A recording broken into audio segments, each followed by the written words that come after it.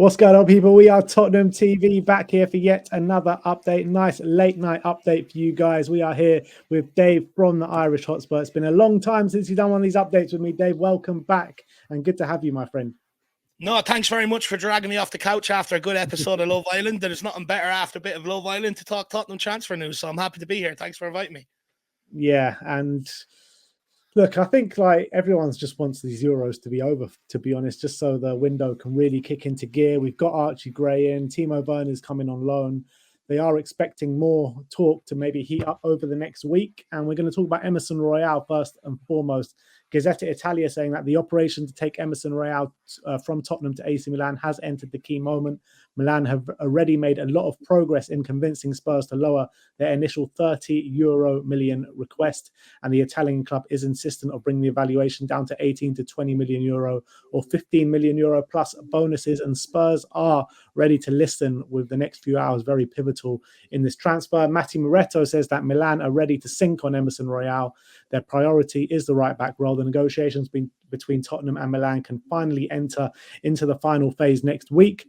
The final figure should be slightly less than 20 million euros. A 5-year contract is ready for Emerson, who said yes some time ago and can't wait to move to Milan. And finally, Fabrizio Romano says that AC Milan are preparing a new bid in excess of 15 million euros for Emerson and hope to complete the deal by the end of the week. Talks are continuing. So a bit of conflicting around the actual figures there banded around for Emerson. But I think if you can get anything above 15 million for him, I think that's just get him out the door first and foremost. I think that's the priority, right?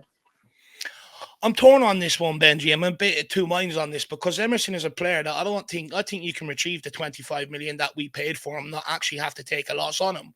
But at the same time, if we really want to rebuild the squad, for years we've hung on to players asking too much valuation. That's why we end up sending 7 or 8 out on loan every single season. That can't continue to happen. So there does come a point where they probably have to drop the valuation. However, I still think Spurs will probably get around 20 million for it, plus maybe add-ons that'll stretch it to 25. I think Spurs will get what they're asking. Yeah, I really hope so. But, when you're looking at money from around Europe, teams don't seem to have as much money as the teams do in the Premier League. So I do think that it is going to come to Spurs taking a loss, and that loss, I don't think it's going to be a significant loss, maybe 5 million or something like that.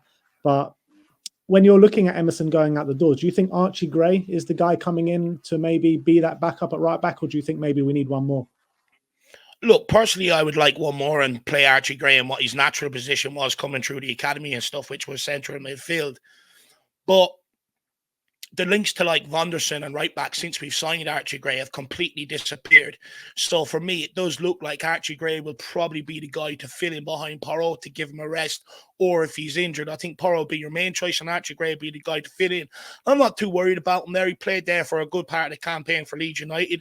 He's very good defending one-on-one as well. He can get stuck in. So I think that will be the plan next season and maybe revisit it after that. But I think for a year or so, it will be Porro and Archie Gray. There's been talks of Kyle Walker-Peters. I know some people have been quite up for it. Me personally, I don't really see a point to it. The only point I see to it is, upping those club train numbers. Do you see Spurs moving for Kyle Walker-Peters potentially? No, I think that's dead in the water now that we've got Archie Gray. This is one that we had on our radar for quite some time before that. And if we wanted to get it done, we could have got it done relatively easy. If we wanted to get that done ahead of the Archie Gray deal. Personally, I don't think Kyle Walker-Peters is good enough.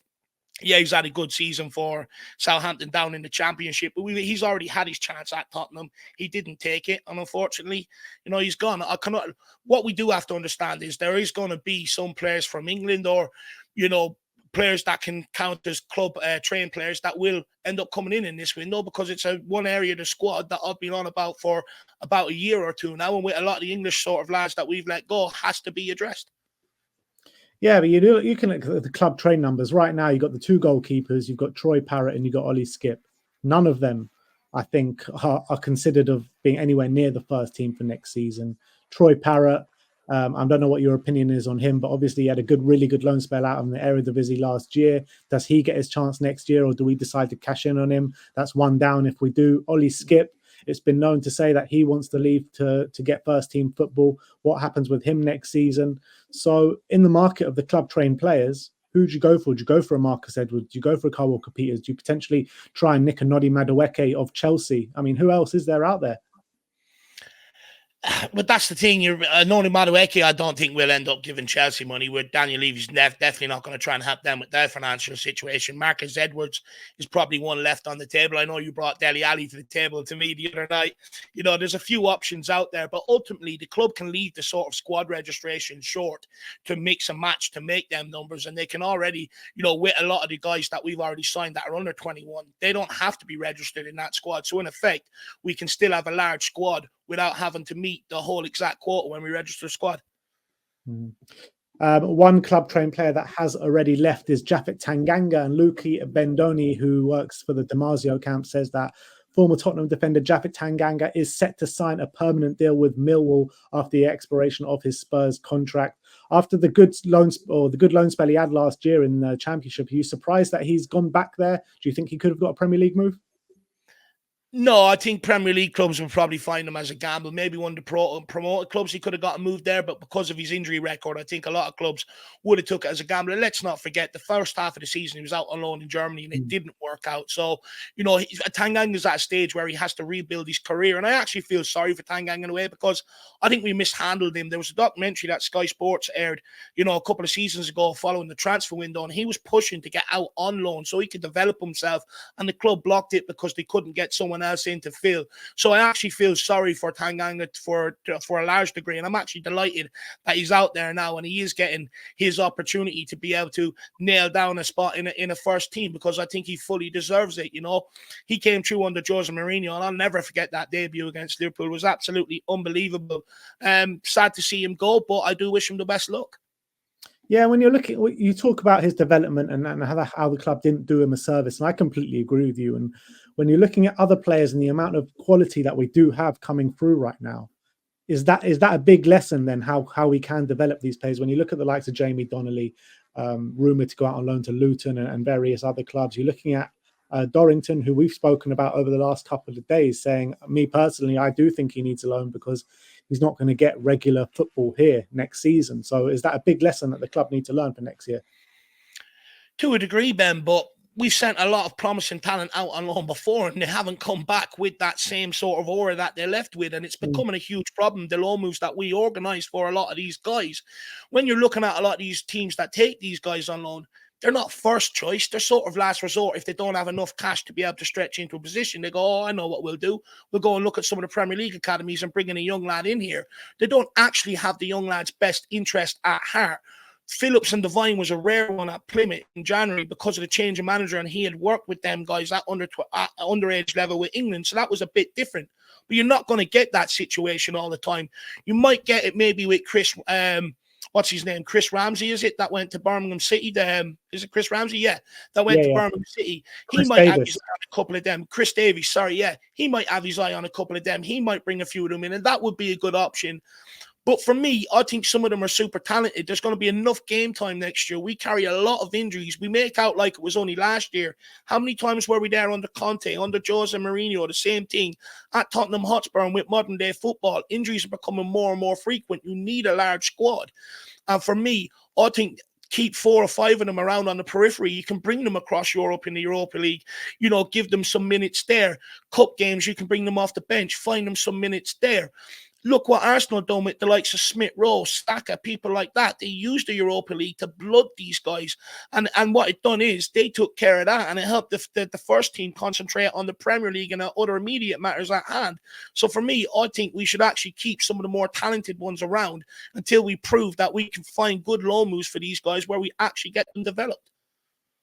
I mean, look, even Arsenal are falling foul to this now. You're seeing top talents leave Arsenal. You're looking at Cozier Dewberry, who signed for Brighton today. And I last year watched Arsenal against Spurs at the under-21s. I was at the ground, and I thought he was incredible.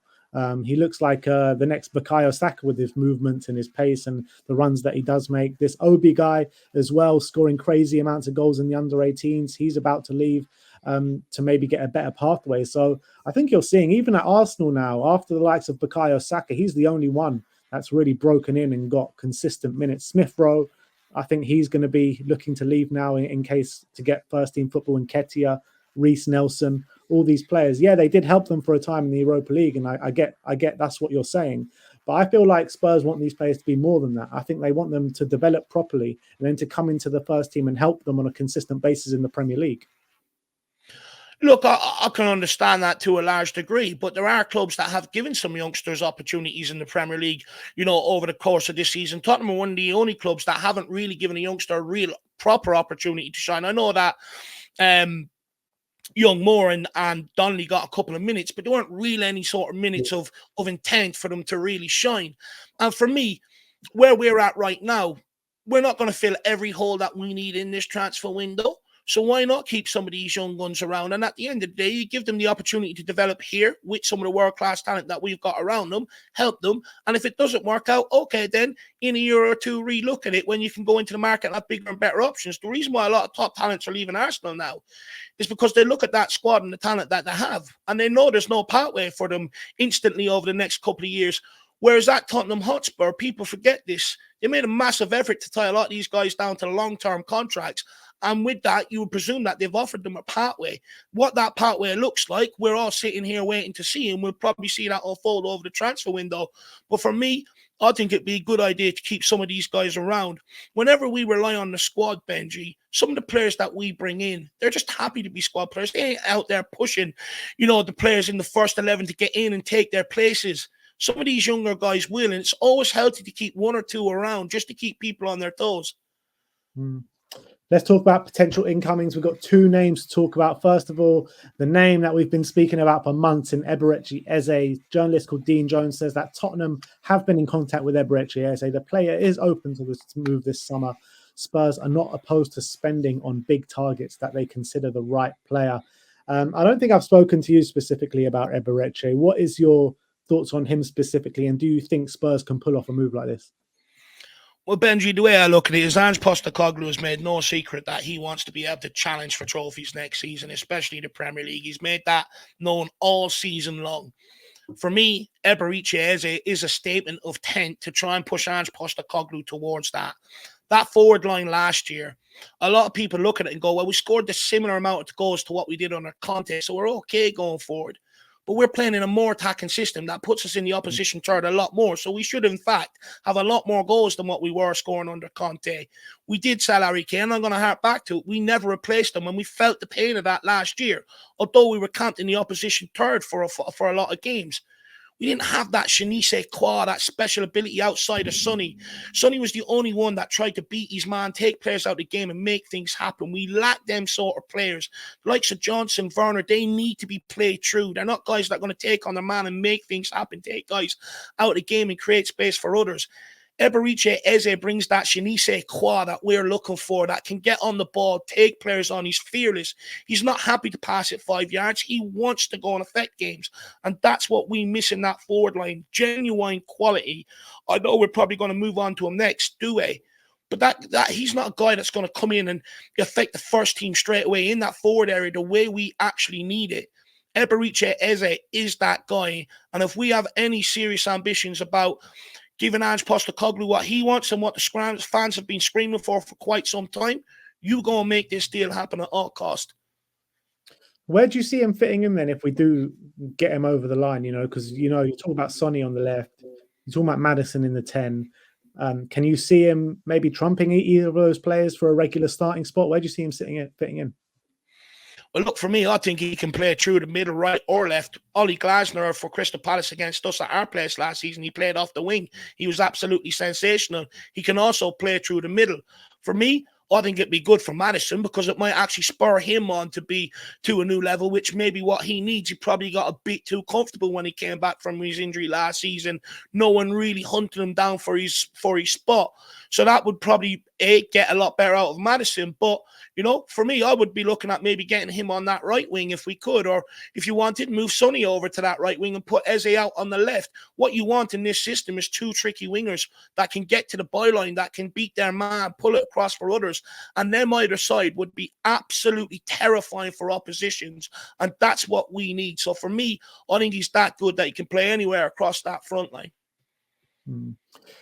And last but not least, we're going to talk about Desiree Douye. Abdullah Bulma says that Bayern and PSG are the main favourites to sign Tottenham target Desiree Douye at the moment. Bayern is slightly ahead, but PSG are in the race. However, nothing is decided yet. Fabrizio Romano says that Tottenham are keeping a close eye on Douye. His family have a big influence on his decision. Bayern and PSG are also interested, waiting for the clubs to make a move and understand what's going to happen on the player and club side. Scouts at Tottenham have been suggesting and pushing for Desiree Douye for months. It's one to watch in the next few days. And I do believe you're going to hear a lot more in this coming week regarding Desiree Douye. He's a player that I massively love. I think he had a great season last year out for Rennes. He looks like a real handful. The only slight issue I've got looking at the targets that we're going for and the people that we're bringing in, you're looking at Lucas Bergvall, 18 years of age. You're looking at Archie Gray, 18 years of age. And now you're looking at Desiree Douye, 19 years of age. I'm all for bringing in youth and I'm all for bringing in the top youth talents from around Europe. But are we just focusing on that a bit too much and not bringing in ready-made players here and now?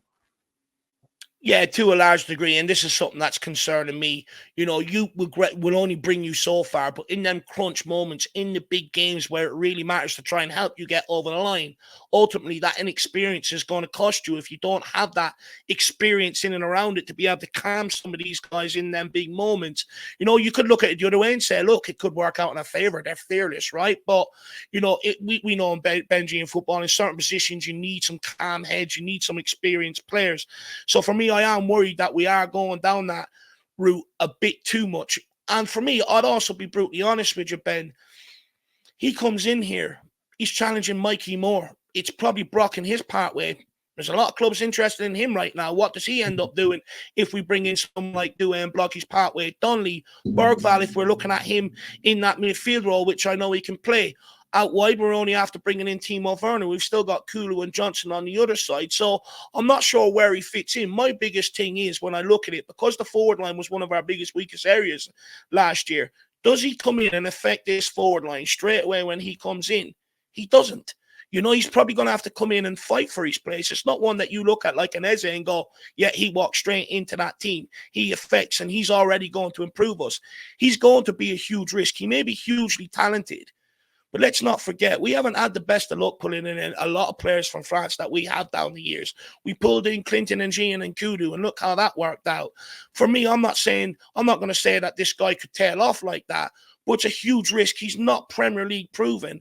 And a lot of people say with some of our youngsters in terms of maybe not wanting to give them a go, well, you know, they don't have that experience. Okay, but someone like Doue isn't Premier League experience, so why not give one of your youngsters an opportunity and give them minutes that you're looking to give Doue? Plus, it's going to be about, what, 30 million? That's 30 million you add to Eze, and you go and get that done. So plain and simple. You know, for me, I think this is one that's going to happen if we don't get Eze. I think this is the backup plan. There's also obviously talks about Neto as well, but back on Doue, I actually think I've got a feeling he can come in and he can make an impact straight away, particularly in the Europa League games, particularly in the early rounds of the Cups. I mean, I said before, you know, I'm worried about potentially going for too many teenagers all at one go. But then on the other hand, you look at players that are making a real big name for themselves at the moment. Kobbie Mainoo came in straight away to the Manchester United team, and look what an impact he had there.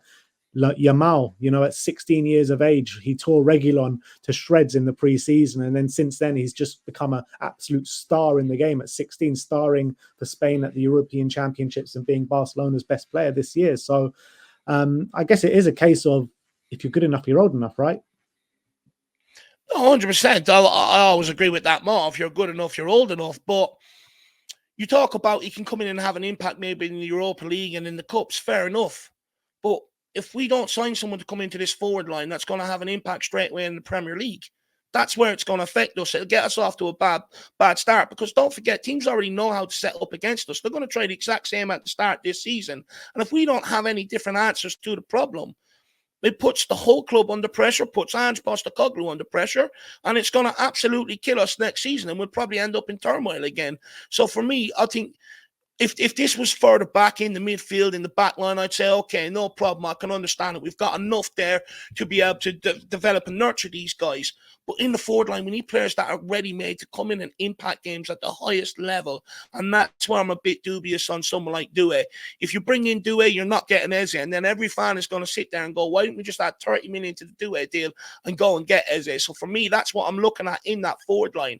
And that's why I would stay away from this deal and put all my eggs in the Eze basket.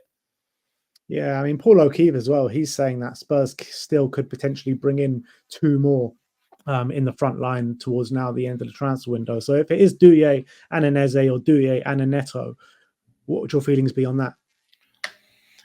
Look, as long as Eze's in the door, I'll be okay with a Doue or a Neto behind it. Look, Pedro Neto, I'm a bit dubious on the money because he's very injury prone.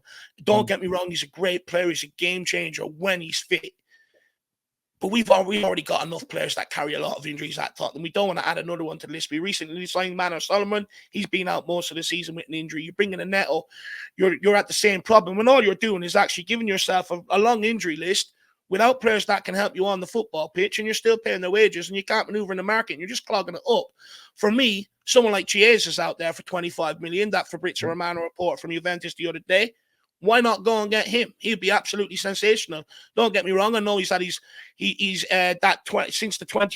Euro 2021, he absolutely lit it up. Since then, he's had that long-term injury, and he's been playing right wing back for Allegri for most part at Juventus. But instead of Neto, and if you want a nice cheap winger to be able to bolster up behind Eze, go and get Chiesa. That would excite most fans. Yeah, I think Ange Postecoglou is the perfect guy to get Chiesa back. Fit and firing and to his top form. I completely agree. And I think he would definitely suit into this front line as well. I've been a big advocate of Chiesa. I've been saying to Sim pretty much all the way through the Euros, why don't Spurs go for Chiesa? 20-25 million. It's an absolute no-brainer. But look, I'm going to sit here and I'm going to trust Ange Postecoglou, and I'm going to trust the scouting system in this transfer window to get it right. And then obviously when it's all said and done at the end of the window, we can all judge it and have our say. But ultimately, we won't know until they get put on the football pitch and see what they're about. So that is your Tottenham update for today. Dave, thank you so much for joining me. What you got coming up on your show this week? To be honest with you, I'm just waiting for transfer news to drop. So I'll do updates like everybody else, once the news comes. I'm hoping now that a lot of the competitions are quieting down. Some teams are going home. We'll see the market ramp up. So let's wait and see. But thanks very much for having me. Give me your thoughts in the comment section below, and I'll see you again sometime soon. All right, big up, guys. Once again, thank you all for joining us today. Like, subscribe, and comment. And as always, come on, you Spurs.